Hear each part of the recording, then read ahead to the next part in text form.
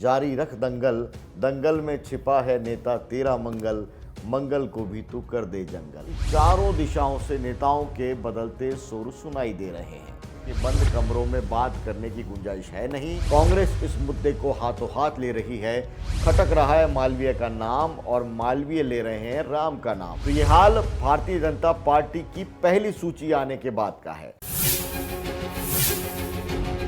नमस्कार, trending talk show में आपका स्वागत है। मैं हूं विशाल सूर्यकांत।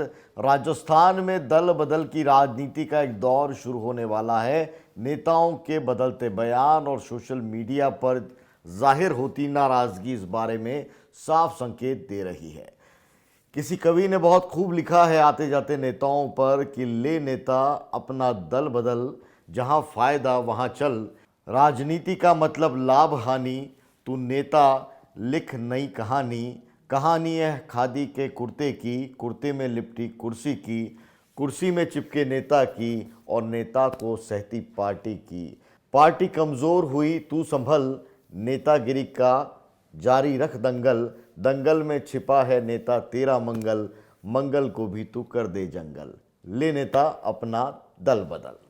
राजस्थान की सियासत को इन पंक्तियों से समझिए कि आखिर क्या कुछ हो रहा है। अभी तो एक पार्टी ने अपनी पहली सूची जारी की है। राजनीति में नेताओं के मिजाज पर लिखी ये पंक्तियां राजस्थान की राजनीति पर बिल्कुल सटीक बैठ रही हैं।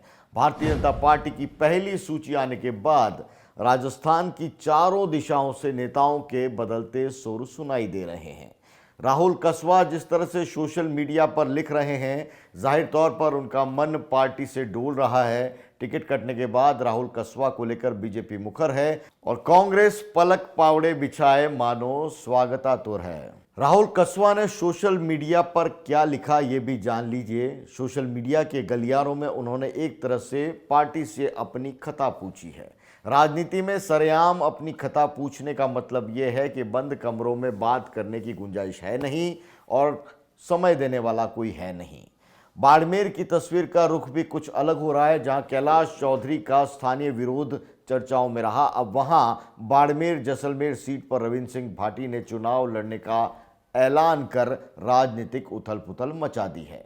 मगर इसी बाड़मेर जैसलमेर सीट पर कांग्रेस के प्रत्याशी रहे मानवेंद्र सिंह को बीजेपी में लाने की कवायद हो रही है, ताकि भाटी के लिए बढ़ चढ़कर आगे आ रहा राजपूत समाज का प्रेम बैलेंस किया जाए।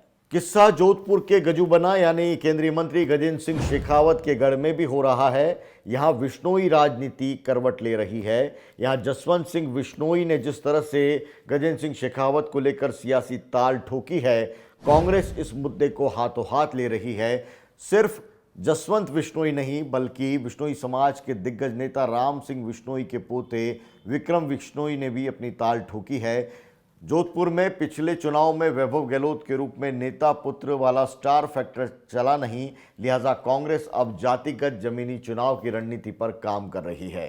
पूर्व मुख्यमंत्री अशोक गहलोत ने जोधपुर सीट के लिए अपनी रणनीति पर अमल करना शुरू कर दिया है। हालात इसी रूप में बांसवाड़ा में भी हैं। आदिवासी इलाका जहां मालवीय की एंट्री के बाद अब बीजेपी नेताओं को खटक रहा है मालवीय का नाम और मालवीय ले रहे हैं राम का नाम। कह रहे हैं जो राम का नहीं वो बीजेपी को वोट नहीं देगा। यानी भारतीय जनता पार्टी के अंदर भी जिस तरह का वहां पर माहौल चल रहा है उसको बैलेंस करने की कोशिश कर रहे हैं मालवीय। लेकिन भारतीय जनता पार्टी में वहां के नेताओं ने, कनकमल कटारा को छोड़ दीजिए, उसके अलावा बाकी नेताओं ने बीटीपी और बाप पार्टी के फेरे लगाने शुरू कर दिए हैं।